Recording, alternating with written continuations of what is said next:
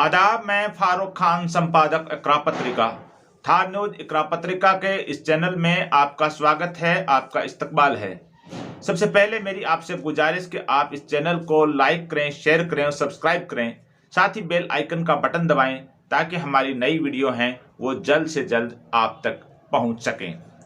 अब आज के इस एपिसोड में हम बात करेंगे 5 राज्यों के जो 10 मार्च को चुनाव परिणाम आएंगे उस पर।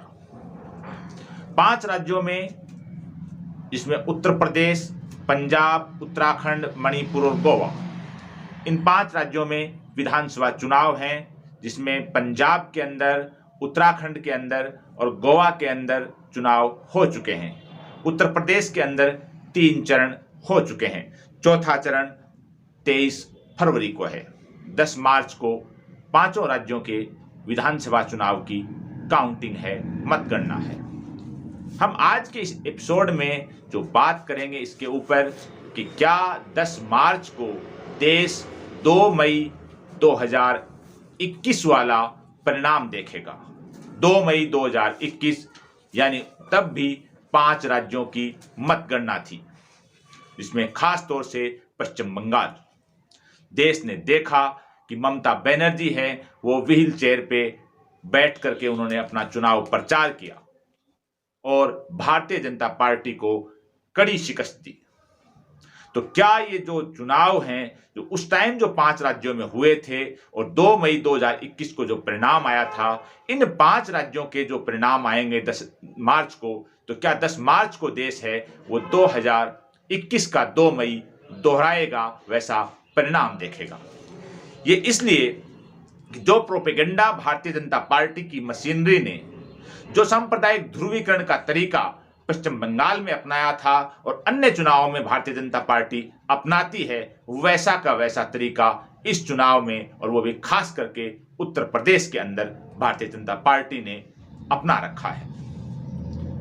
जो उसका जो सांप्रदायिक जो चेहरा है, सांप्रदायिक ध्रुवीकरण का जो तरीका है, वो वैसा का वैसा है जो अन्य चुनावों में रहा है। कब्रिस्तान के मुद्दे, शमशान के मुद्दे, होली के मुद्दे, दीपावली के मुद्दे, ईद के मुद्दे, हिजाब के मुद्दे, यानी हर तरीके से भारतीय जनता पार्टी के नेता चुनाव को पूरी तरह से सांप्रदायिक ध्रुवीकरण करके जीतना चाह रहे हैं। लेकिन जो प्रमुख विपक्ष है वहां पर, जो सपा, आरएलडी और ओम प्रकाश राजभर का जो गठबंधन है, वो गठबंधन है वो पूरी तरह मुद्दों के आधार पे चुनाव लड़ रहा है। रोटी रोजगार के ऊपर चुनाव लड़ रहा है, कानून व्यवस्था के ऊपर चुनाव लड़ रहा है। लेकिन भारतीय जनता पार्टी के नेता हैं, चाहे वहां के मुख्यमंत्री योगी आदित्यनाथ हों, चाहे केंद्रीय गृह मंत्री अमित शाह हों, चाहे देश के प्रधानमंत्री नरेंद्र मोदी हों, सभी के सभी जो चुनाव को सांप्रदायिक ध्रुवीकरण की तरफ धकेलने की पूरी कोशिश की है और कर रहे हैं।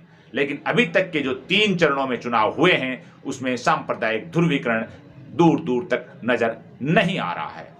यानी चुनाव है वो मुद्दों के ऊपर हो रहा है और जनता का जो रुख है, जो सभाएं हो रही हैं, वो सभाएं साफ तौर पे जो सपा, आरएलडी और ओम प्रकाश राजभर का जो गठबंधन की सभाएं हैं, उसमें जो भीड़ उमड़ रही है, वो बता रही है कि जो चुनाव बंगाल में हो रहा था वैसा ही चुनाव यूपी में हो रहा है।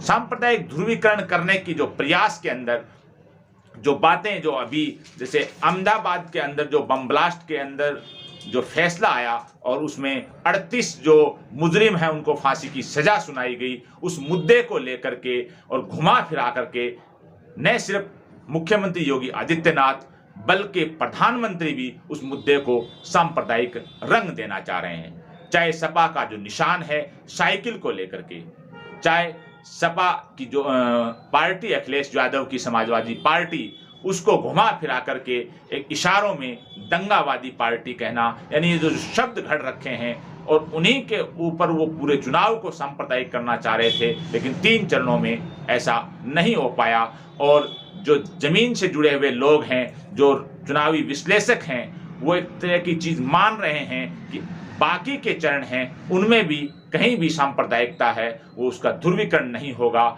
जो समुदायों का ध्रुवीकरण नहीं होगा, बल्कि जो चुनाव हैं मुद्दों के आधार पर लड़े जाएंगे। और उसमें साफ तौर पे झलक रहा है कि सपा गठबंधन है वो बड़ी बढ़त लेता दिख रहा है, ऐसा वहां के जो जमीन से जुड़े हुए राजनीतिक विश्लेषक हैं वो बता रहे हैं। अब जब 5 राज्यों का जो चुनाव अभी चल रहा है, ऐसा ही 5 राज्यों का चुनाव जब मई अप्रैल में था और उसकी 2 मई को 2021 को मतगणना थी, उस वक्त भी प्रचार के अंदर भारतीय जनता पार्टी के नेता एक चीज बोला करते थे। जैसे बंगाल के अंदर 292 सीटें थी और वहां एक भाषण में प्रधानमंत्री नरेंद्र मोदी, केंद्रीय गृह मंत्री अमित शाह और दूसरे नेता एक बात बोला करते थे कि भारतीय जनता पार्टी है वो 200 पार करेगी, यानी पूर्ण बहुमत से सत्ता में आएगी। लेकिन 2 मई को जो परिणाम आया बंगाल के अंदर, भारतीय जनता पार्टी को सिर्फ 77 सीटें मिली। बहुत बुरी हार हुई भारतीय जनता पार्टी की। उन 77 विधायकों में से भी कुछ विधायक ऐसे हैं जो पार्टी छोड़ चुके हैं, यानी भारतीय जनता पार्टी के सिंबल पर जीतने के बावजूद उन्होंने इस्तीफा दे दिया है, पार्टी को छोड़ दिया है। ऐसे भी कुछ विधायक हैं। लेकिन 2 मई को जो मतगणना हुई थी उसमें ममता बनर्जी की जो टीएमसी है, तृणमूल कांग्रेस पार्टी, उसको स्पष्ट बहुमत ही नहीं बल्कि ऐतिहासिक बहुमत मिला और उसको 213 सीटें मिली थी 292 सीटों में से। ऐसे ही इस चुनाव के अंदर जो अन्य पार्टियां थी, जिसमें कांग्रेस और दूसरी छोटी बड़ी पार्टियां थी, उनका बंगाल में एक तरह से सफाया हो गया और बंगाल में कांग्रेस को एक भी सीट नहीं मिली थी। कांग्रेस और कुछ अन्य पार्टियां यूपी में भी जो कोशिश कर रही हैं कि चुनाव है वो त्रिकोणीय हो जाए, चतुष्कोणीय हो जाए, हमें कुछ सीटें मिल जाएं, लेकिन राजनीतिक विश्लेषक बता रहे हैं कि यूपी का चुनाव बंगाल के पैटर्न पे चल रहा है। यानी जिस तरह से बंगाल में जो आमना सामना था, एक वो वोटर जो ममता बनर्जी को सत्ता में लाना चाह रहा था, एक वो वोटर जो भारतीय जनता पार्टी के पक्ष में खड़ा था, ऐसा ही हाल यूपी में बताया जा रहा है कि एक वोटर है वो खुले तौर पे मुख्यमंत्री योगी आदित्यनाथ और भारतीय जनता पार्टी के फेवर में है और दूसरा वोट है वो खुले तौर पे सपा आरएलडी गठबंधन है इसके फेवर में है। यानी आमने सामने की टक्कर है और इसमें जो दूसरी पार्टियां चुनाव लड़ रही हैं उनका इसमें कोई खास वजूद नजर नहीं आ रहा है। यानी जो बंगाल में जो कांग्रेस सहित जो अन्य पार्टियों का जो सफाया हुआ था, वैसे ही इस यूपी के चुनाव में भी सपा आरएलडी गठबंधन और भाजपा के अलावा जो पार्टियां हैं वो उनका एक तरह से बंगाल की तरह सफाया होता हुआ नजर आ रहा है। जो चुनाव जो 2021 में हुए थे, बंगाल के साथ तमिलनाडु में भी हुए थे, यहाँ की 234 विधानसभा सीटों पर भी बड़े बड़े दावे किए गए थे भारतीय जनता पार्टी गठबंधन ने, लेकिन डीएमके गठबंधन है स्टालिन का, वो 150 पार कर गया मतगणना के दिन, यानी उसको स्पष्ट बहुमत मिला था और भारतीय जनता पार्टी को सिर्फ 4 सीटें मिली थी। भारतीय जनता पार्टी का जिस पार्टी के साथ एआईडीएमके के साथ गठबंधन था उसको 66 सीटें मिली थी।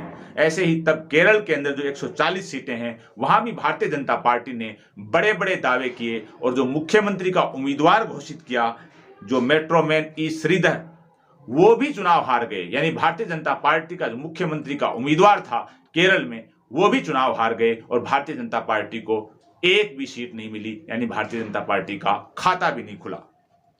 और जो कम्युनिस्ट पार्टियों का, अन्य पार्टियों का जो गठबंधन लेफ्ट डेमोक्रेटिक फ्रंट, वो दोबारा सत्ता में आ गया, उसको सीटें भी काफी बढ़ करके मिली। यहां भारतीय जनता पार्टी केरल में पूरी तरह से 0 पे आउट हुई। ये जो चीजें हैं, और सबसे बड़ी चीज कि केरल में जो कांग्रेस थी उसने भी सोच रखा था कि वो सत्ता में आएगी, लेकिन उसको भी वहां हार का सामना करना पड़ा। आसाम में जरूर भारतीय जनता पार्टी की सरकार है, वो रिपीट हो गई थी, लेकिन बंगाल जो खास तौर से मुद्दा बना हुआ था, बंगाल में भारतीय जनता पार्टी का बुरी तरह से सफाया हुआ था।